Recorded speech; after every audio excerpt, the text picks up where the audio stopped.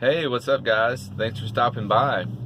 So it's Saturday morning, and we're just getting up and about and trying to get the van straightened up a little bit. And I wanted to talk today about continuously moving items around. Man, this is day 14 in the van, I think. Yeah, 2 weeks. Yeah, 2 weeks and a day. And I'm continuously moving items around. I'm trying to come up with a good idea for different cabinets and organizers, so I won't have to keep reaching under the bed, pulling out crates, and doing the crate shuffle is what I call it. Always moving those crates around. I've got towels in one crate, I've got summer clothes in another crate, and we've had a huge shift in temperature here lately. So one day I'm pulling out shorts and t-shirts, and the next day I'm moving that crate around, pulling out extra blankets. And man, I guess this is just what everybody experiences in van life. Correct me if I'm wrong, but if you don't have an elaborate van build, I guess you're just going to be moving stuff around every day. But it gets a little annoying, and it's time consuming. Those crates under the bed there, I'm moving every day, like 3 times a day. One's got jeans in it, towels in the other, winter clothes in the other. It's just a constant battle of moving things back and forth. And see that laundry basket right there? I've turned it over, and I'm using it over my battery bank just to keep stuff from falling and hitting on top of the battery terminals. And it's vented, so it's working really good, but I don't use it for laundry. I use laundry in that little bluish green colored one back there. It seals up nice and tight, because the last thing you want to do is be smelling your dirty clothes. So I got a good, nice sealed laundry container, because I'm only going to the laundry about once a week. And it only takes about a week to fill that little guy up. I think it's 12-gallon container with a nice sealed lid, so no dirty clothes odors in the van. And that brings me to another topic of necessities for the van. And here it is. Febreze. You're gonna need a lot of this stuff. Man, oh man, this is the greatest stuff ever. You hang your towels up to dry. I had one fall on the floor and didn't know about it, and it laid there half the day just not drying and staying damp. And I got in here, and it was not the most pleasant smell. So Febreze is the way to go. This is my most used tool in the van. It's Febreze. This is the linen and sky smell. It's great. So get yourself some Febreze for you stinky people. Stinky van dwellers. So what else we're going to talk about? Got the little laundry thing over the battery bank. Oh, yeah, I'm totally off grid now.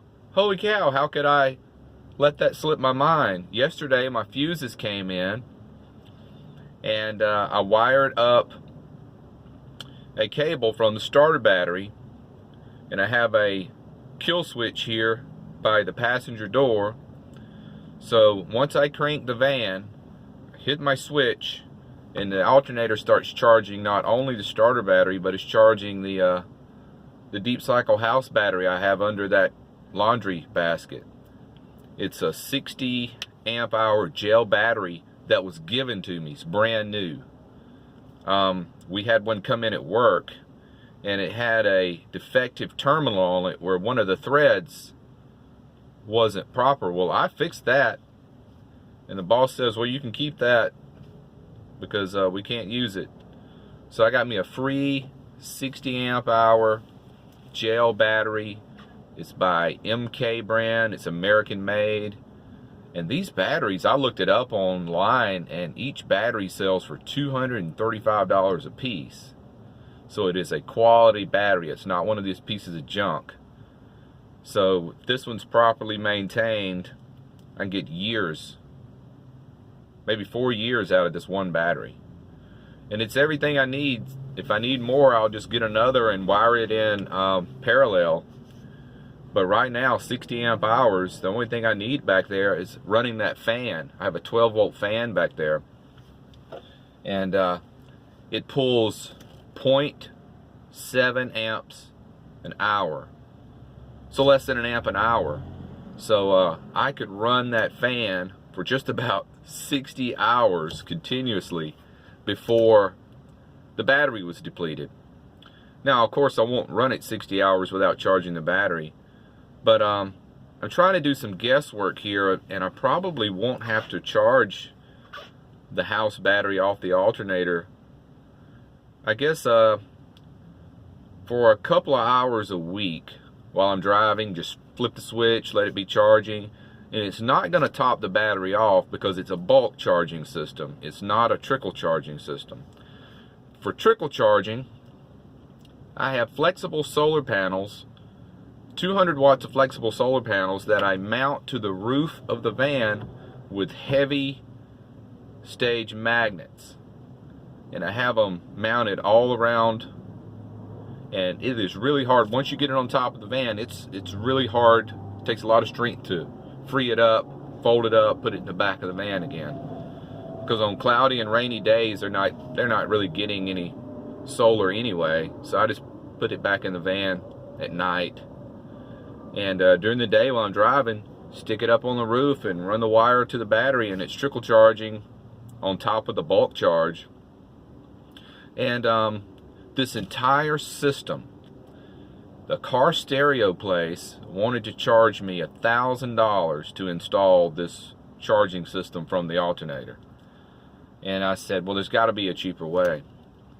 Started searching the van sites, you know, the van dweller postings, and came across one where it showed you how to do it the cheapest way. It's a total manual system. You have to remember to switch it on and off. $80 for the cabling, the connectors, the fuses, the leads, everything. 80 bucks. And I did it myself. Didn't even have to drill a hole through the firewall. I found a little opening inside of the fender. It's contained, it's not exposed to the tire at all. And there was just a little opening, just enough to get it through there, and I put some protective material around the cabling so after a while, as it's rubbing, it won't rub through. So I've got that protected. And then just ran it through myself. It's an amazingly cheap system, 80 bucks for everything. And then there's that free battery. I didn't even have to buy it. So I am totally off grid now, completely free and independent. Got my solar panels for the trickle charge. When I'm just parked, hook up the solar panels, and while I'm driving, I'm getting a nice bulk charge out of the alternator. So it's set. It's all done. This was the last little bit that I had originally planned to have in place before I went full time. But you know, things happen where I went full time several months in advance of where I thought I was. So I finally got it all fixed up. It's done, and it's working fine. I've tested it. I've got a battery indicator testing doohickey, and the battery's charged now. It's at 12.7 volts. When it's charging, it's at 14.7, and that's where it should be, you know. And at resting, it's at 12.7. So I'll probably just keep an eye on it and then hook it up when it gets down below probably just below 12. Then I'll hook it up and give it a good bulk charge. But it's all done. It's not the fanciest system, but it's something that's so simple with so few parts to break. This could last years and years and years and years before I have to replace anything. And I'm just overwhelmed that it's done and it works, and I did it for $80 instead of $1,000. And I went with the heavier gauge cable than they would have gone with. I went with a 0 gauge. I think they were going to use a 4 gauge, and that just seemed a little bit thin to me. You know, that's a lot of electricity flowing through those cables, and you want the heaviest stuff so it doesn't warm up, you know, too much, get too hot. And so it's done. You know, I'm moving crates around every day. It's inconvenient, it's annoying, but I'm free. I'm free and I'm independent. I'm totally off grid. I'm like one of these preppers, you know, you used to see on the A&E television show. So yeah, I guess I'm Prepper Matty now. But it's done. I'm off grid, and the independence, it feels good. It feels great. And I'm gonna wrap it up here. I'm gonna go have some lunch and run some errands the rest of the day. And I hope everybody takes care and has a good day, and click the alert bell so we can keep in touch.